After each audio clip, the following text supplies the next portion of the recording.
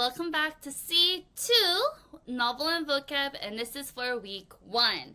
Now we are in our new semester 2 of 2024, and this is for Novel and Vocab 3rd grade, week 1. Did everyone have a good little break? I'm back. So hello, for those who don't know me, my name is Miss Kimberly. And the goal of our session is to have students, you, those who are watching this video, understand each word in our vocabulary workbook and be cognizant of some phrases from our novel that may be difficult for us to understand. So I will be here to help you throughout it all as your little guide. But, so what are we going to do? Today's agenda is 1, we'll be going over week 1 vocabulary. 2, go over extra example sentences. 3, in our other video, you will be going over difficult phrases from the novel. And 4, after both videos, you will have to review and self-study.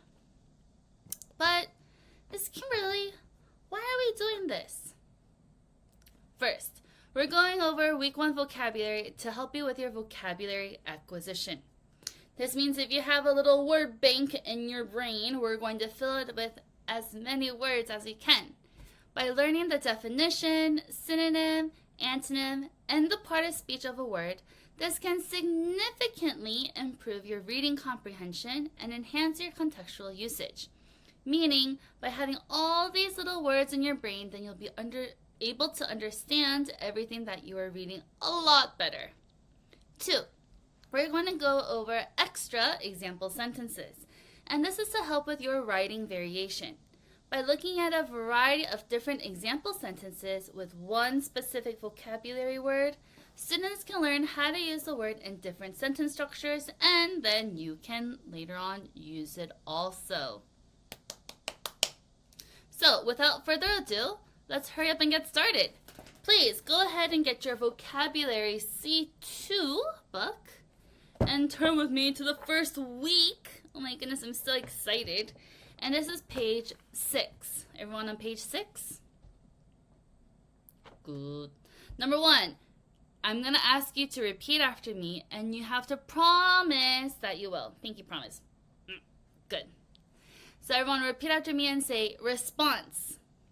Response. The synonym is answer, and the part of speech is a noun.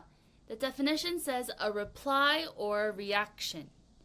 In our TED Talks, it says, I was surprised by some of the responses that people wrote on the wall. Meaning, this person was surprised about what they had wrote, their reply. What they wrote on the wall, they were surprised about it. Example, let's read together. Ready? All the students give responses during class because they like to participate. Very good. So as you can see, this sentence is related to the picture that is above, where all the students have their hands raised and they are ready and willing to give their response while they participate. Very good. Also here, as you can see, part of your homework in this white, big, rectangular box, it says rewrite the example sentence. So you are not writing your own sentence. You have to copy this sentence, the one that we just read together, and rewrite it here. That's part of your vocabulary homework, so don't forget. So let's go down here. It says the teacher's response to the students' questions was always clear and helpful.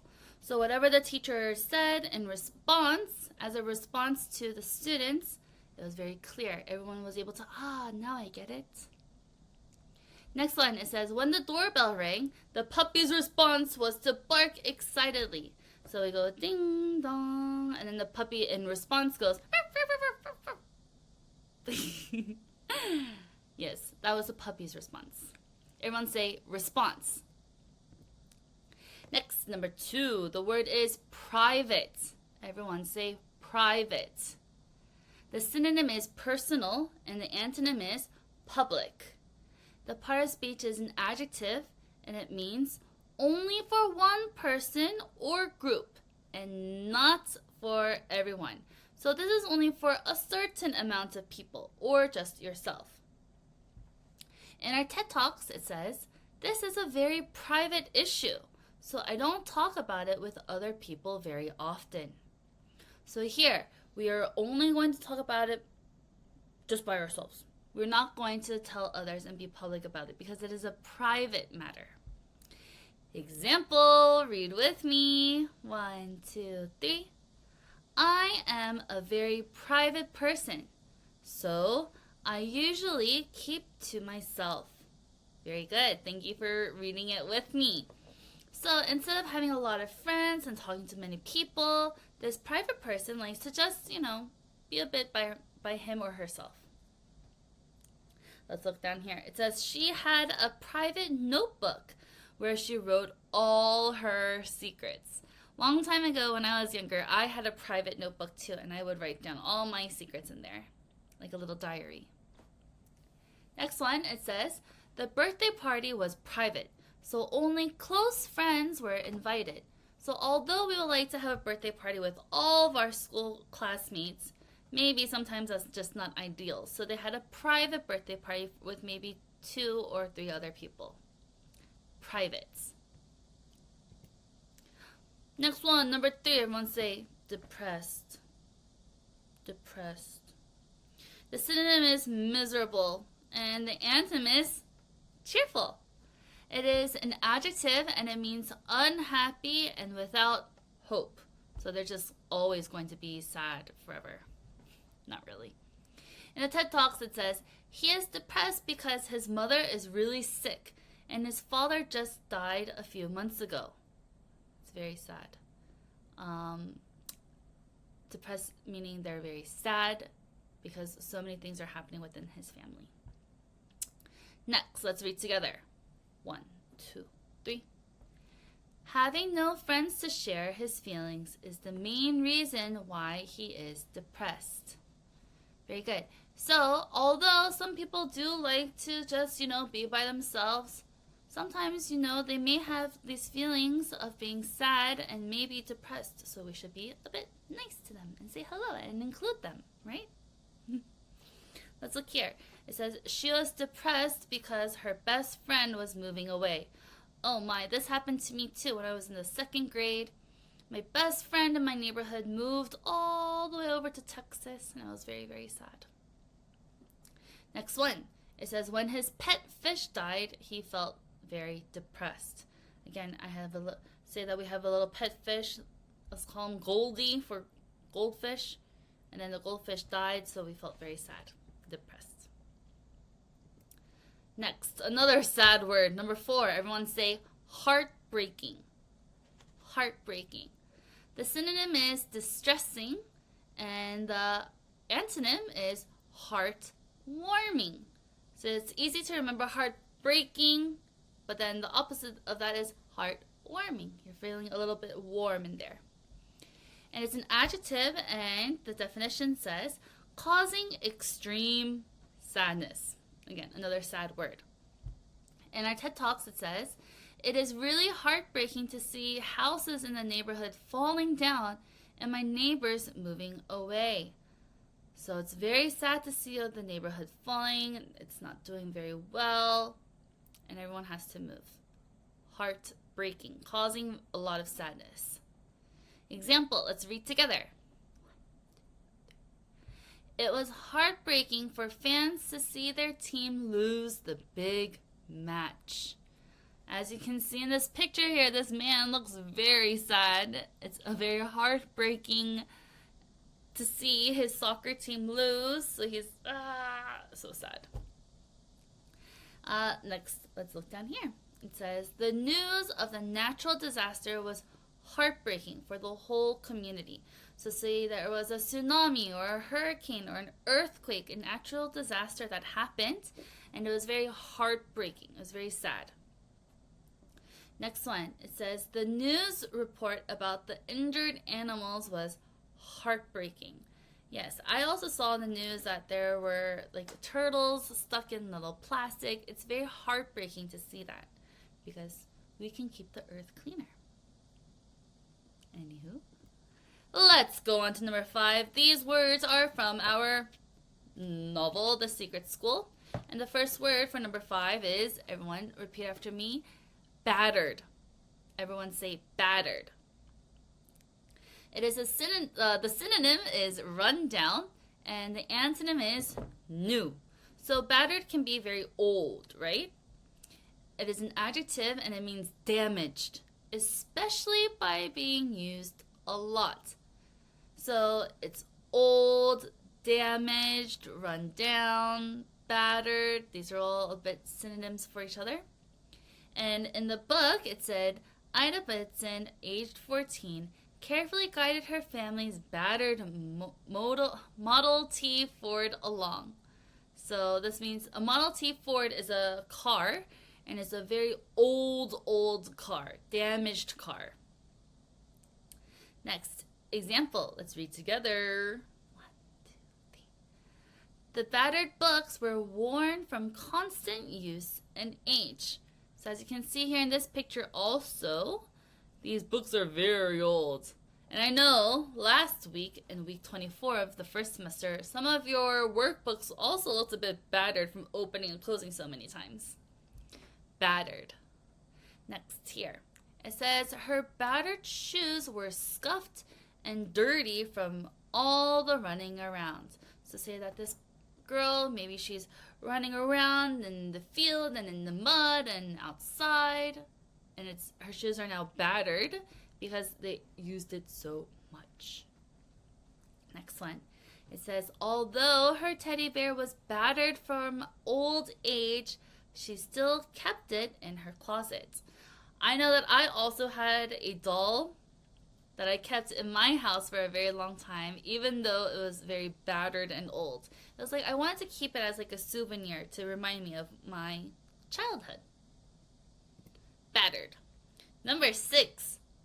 Our word is privy. Everyone say privy. If you have already read the story, you would already know what this word means, but let's keep going. The synonym is an outhouse. And if you don't know what an outhouse is, then you'll have to read the definition. It is a noun and it is a toilet located in a small shed outside a house or other building. So as you can see here, this is a privy. This is where you go outside to do your business. And that is because they don't have a bathroom like we do. Let's look at what it says in the book. It says, beyond the school stood 2 privies, one for boys and one for girls. So the school had 2 privies outside for different genders. Example, read with me. I did not drink water since I was afraid to go outside to use the privy. Oh no, this person didn't drink any water because they didn't want to use the privy. Uh-oh. Next, let's look down here. The children giggled when they saw the old privy behind the barn. They're like, that's where we have to go to the bathroom? Oh no. Next, it says they used the privy because the house had no indoor bathroom. Again, so a long time ago, our setting of the story is long ago, as I'll talk about in our other video. But they didn't have indoor bathrooms like we do. So they had to use a privy, like the picture above, outside. Number 7, everyone say sass. Sass. The synonym is mouth off. And this is a verb, and it means to talk disrespectfully to someone else. To not be the kindest in your words or your attitude. And in the book it says, shh, I had to hiss at him. Don't sass. Meaning, don't talk to me disrespectfully. But that's such a long way to say it, so we'll just say don't sass. Example, read together. My mom told me not to sass and be disrespectful toward her. So we're not supposed to sass and not to be disrespectful toward an adult, correct? Correct. We should always be very kind and respectful to adults. Let's look here. It says, when he sassed his teacher, he got sent to the principal's office. Oh no, we don't want that to happen. That's scary. Next one. The cat seemed to sass back with a loud meow when told to go away. This happened with me and my cat before. So I was petting my cat, but then I got really hot. And then I was like, oh, I'm not going to give you any snacks anymore. Go, go, go. And I told the cat to go away. And my cat would look at me and go, meow. Kind of like a sass. A cat's way of sassing. Disrespectfully meowing. Number 8. Everyone say pensively. Pensively. The synonym is contemplatively, and it is an adverb. And it means in a quiet, thinking way, especially because one is sad or worried. So they're thinking very hard, and they're like, pensively. In the book it said, Ida pensively braided bits of grass. Tom, Ida says sadly, I won't ever get to be a teacher without going to high school. So she's braiding grass blades. She's braiding it, and she's being very pensive about it, pensively, in a quiet and thinking way. Example, let's read together. She gazed out the window pensively, lost in thought about her future. So as you can see in the picture, the girl is just looking outside, kind of sad and worried and like, what am I going to do? What's my future going to be? It's very serious. Let's look at here. Another one looking out the window. The old woman sat pensively by the window, looking out at the rain. So this sentence doesn't tell me what she was thinking about, but she was just pensively sitting there. So we don't picture an old woman very happy and looking out the window, but we see someone who is sitting pensively. Next one, it says, she pensively doodled on her notebook, thinking about the upcoming test. So there she is, she's like just scribbling in her notebook. She's like, I have a test. I'm just drawing. But really, what should you be doing then? Instead of pensively drooling, or doodling, not drooling, doodling, you should be studying. But let's go to the next word. Number 9, the last one on page 7, it says correspondence course. Everyone say correspondence course. It is a noun and it means a course in which students study at home by receiving lessons and sending assignments in the mail, email, or etc., meaning in other forms of ways. So this person just studies at home, but then they get mailed their workbook, and then they can mail their homework back to them. Next one, in the book it says, I suppose I can learn some of what I need from a correspondence course. Meaning, so I won't have to learn it at school, I can take a correspondence course at home and learn that way. Example, read together. 1, 2, 3. Through a correspondence course, he received weekly assignments by mail. Again, so we're seeing here that the homework comes to him and then we have to mail it back. Next one, it says the correspondence course came with a big packet of books and worksheets. Wow, so when you get home, you're like, oh, I'll get all this stuff that I have to do for my correspondence course. Next one, it says her grandmother took a correspondence course to learn how to draw. So there are many different types of subjects that you can learn through correspondence courses also. And it's for all ages. Let's go to page 8 in our book. We are now on number 10. The word says avert. Everyone say avert. And the synonym is shift. And the antonym is stare. It is a verb and it means to turn one's eyes or gaze away or aside. So if I were to avert my eyes from you guys right now, I'll go, meaning we're not going to look. We're just going to look this sideways a little bit. Avert. In the book it says, Ida averted her eyes. I suppose it's selfish of me, Miss Fletcher, she said, once again resisting tears.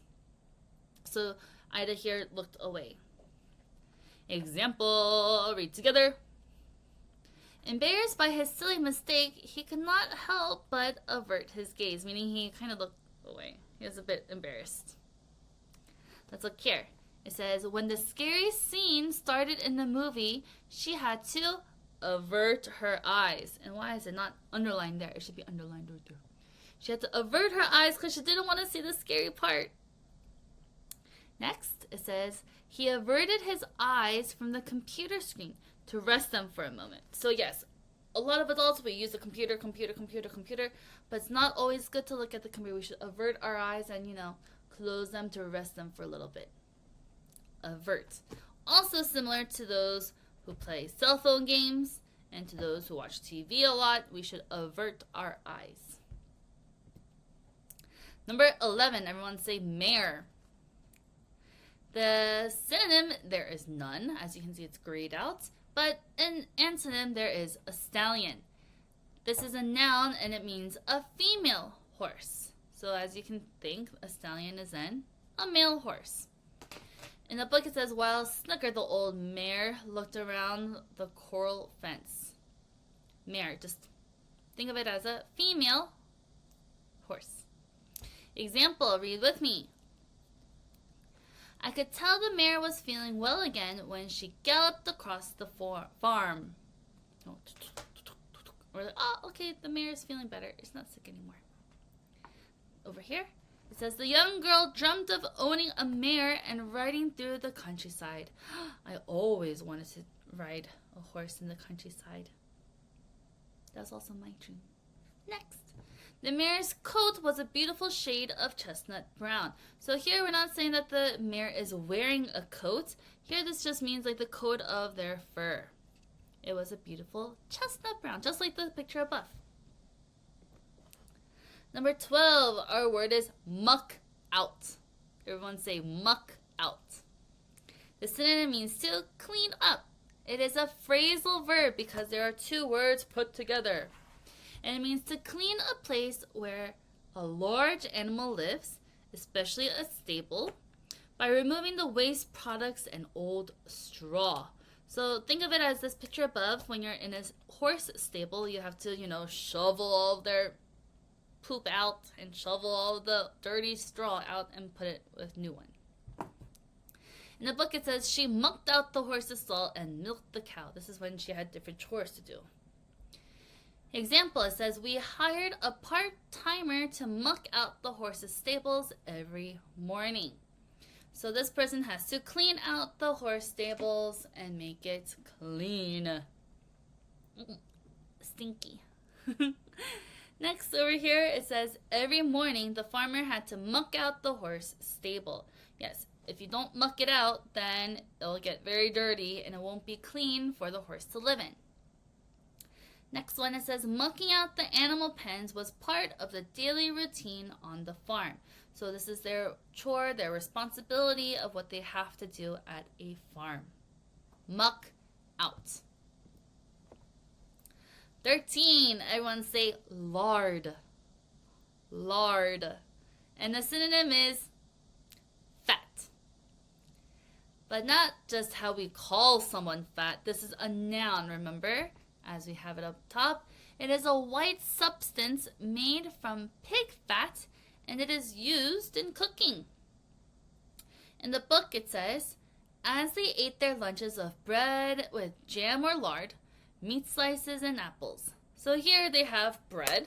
Some put jam, or some put this lard, like it's kind of like butter, I guess, and meat slices and apples. Next one, example, read together. Frying some chicken in lard makes the skin extra crispy and delicious. Love it. When you were biting into the chicken then. Let's look down here. The recipe was a bit different because it used lard instead of butter. Very good.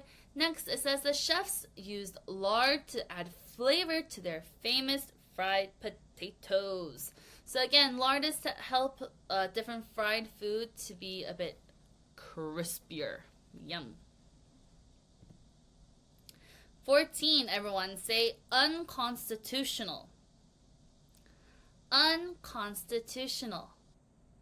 The synonym is unlawful, and the antonym is legal. It is an adjective, and it means not allowed by the set of rules of a country or organization. Constitutional without the un means it is lawful, it is legal, we're okay to do it. But the un in the front of the word makes it not allowed. And in the book it says, my dad says there ain't no laws can force me to go to school. Unconstitutional. Do you remember who this was? Example, let's read together. Preventing protesters from their right to free speech may be unconstitutional. Meaning, if we were to make them stop talking and stop them from protesting, it is unconstitutional. It is not allowed because the law says we have freedom of speech in America. Let's look here. It says the students learned that it's unconstitutional to have unfair rules for different groups. Right, we learned that we have to have all of the same and equal rules for all different types of people. If it is different, then that would be very biased and unconstitutional. Next, it says the teacher explained that it is unconstitutional to take away someone's voting rights. Kind of similar to the one above, everyone has a right to vote at a certain age, and to take that away would be very unconstitutional. It's not allowed. Now we're moving on to page 9, and these are not our novel words anymore. These are from our textbook. Everyone say pest. Pest. The synonym is bother, and there is no antonym. The part of speech is a noun, and it means an annoying or troublesome person, animal, or thing. And in our textbook it says bugs aren't just pests. They're lunch or dinner or a nice after-school snack. Bugs. Example, it says, read with me, 1, 2, 3. Even though I love my little brothers, they can be pests who often annoy me. Meaning, they could be kind of annoying sometimes. Pest. Here, it says the flies in the kitchen were a real pest while they were trying to cook dinner. So yes, if I were trying to cook dinner and I have all these flies going around and landing on my food everywhere, that'd be very annoying. They'll be big pests of me, of what I'm trying to cook. Next, it says she thought her little brother was a pest when he kept stealing her toys. It's like, oh, where did my toy? Oh, little brother. Do any of you have a pest at home? I'm just kidding. Let's be nice to them. Number 16, our word is nutritious. Everyone say nutritious. The synonym is nourishing, and it is an adjective. It means containing or having many of the substances needed for life and growth. So it's good for our body. It's healthy. In the textbook it says, yet lots of bugs are nutritious, tasty, and perfectly safe to eat. Have you ever eaten a bug before? Actually, I think I have. But it was somewhere, I forget, I'll have to think about it. I'll let you know later. Example, it says, tofu is a nutritious source of protein and can be cooked in different ways. So tofu is also nutritious. It has lots of different substances that are good for our body, like having protein. Next here, it says, fruits and vegetables are nutritious because they help keep your body healthy. Very good. Yes, they are. You should eat lots of vegetables. Next, it says, she ate a nutritious breakfast with eggs, oatmeal, and fresh fruit. Meaning she had a big good old balance of protein and carbohydrates and fruit. Very good. Nutritious. Number 17, everyone say edible. Edible. And the antonym is inedible, and it is an adjective, and it means fit or safe to be eaten, meaning we can eat it, edible. I'm pretty sure we had this word last semester, I think. So in the textbook it says the most popular bugs to eat are crickets and termites, but lots of other bugs are edible too. No, I don't think I can do it. No. Example, let's read together. These flowers are not only decorative, but also edible, so they are safe to eat. So here on top of the cake, these little flowers are edible, probably made out of fondant. Next one, here it says they checked to make sure the berries were edible before picking them.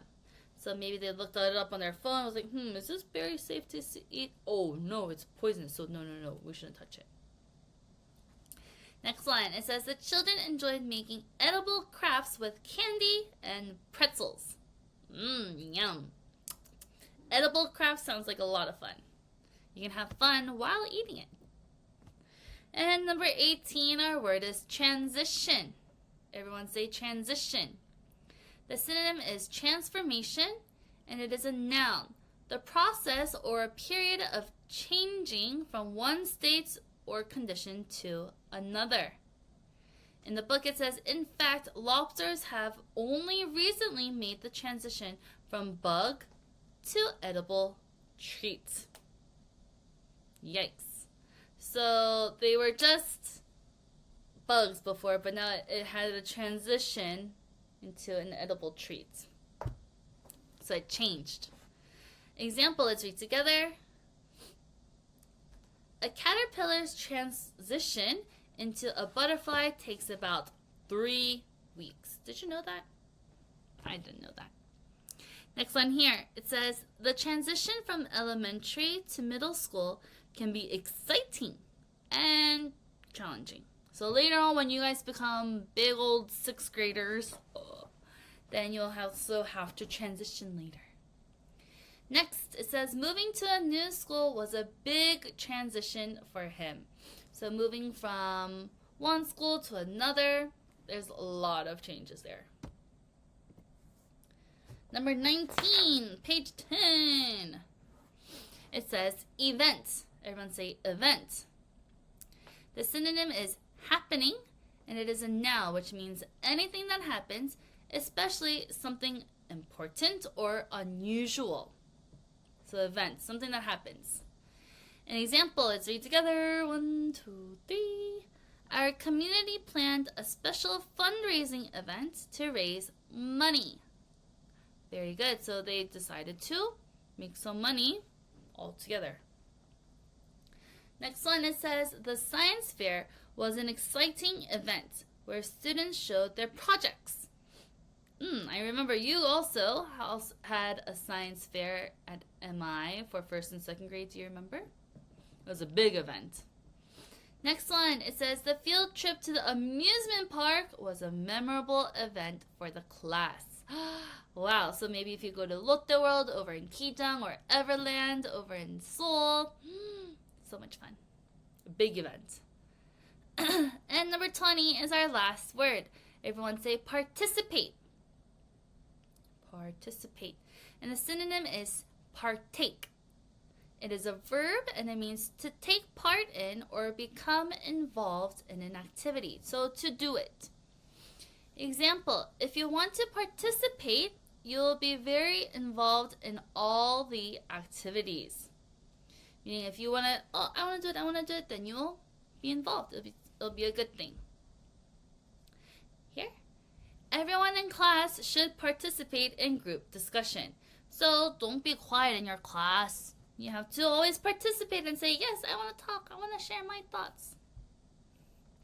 And the last example sentence, it says, the teacher was very proud of the shy student who chose to participate in class. Very good. So I also had a shy student. So when that shy student raised her hand, I was like, oh, of course, I love it. Participate. And we are done with our first week of vocabulary words. High five. Woo! And here, if you're new to our videos, I will have a mission. Our missions, you will have to write on a sheet of paper and put it in the mission box over by the front desk. And you'll get 5 MI dollars every time you answer. And the person at the end of the semester who answers the most missions will get a bigger prize. So now, it is step 4 for you to review and self-study. This is for contextual mastery. So please review all of the words again, read it out loud, and complete your vocabulary homework pages, which are on page 11 and 12. Don't forget to do the writing also. Okay? Thank you for joining me on our first week of vocabulary words for 2024 second semester. I'm so happy to be here, and thank you, and I'll see you guys in the next video. Bye!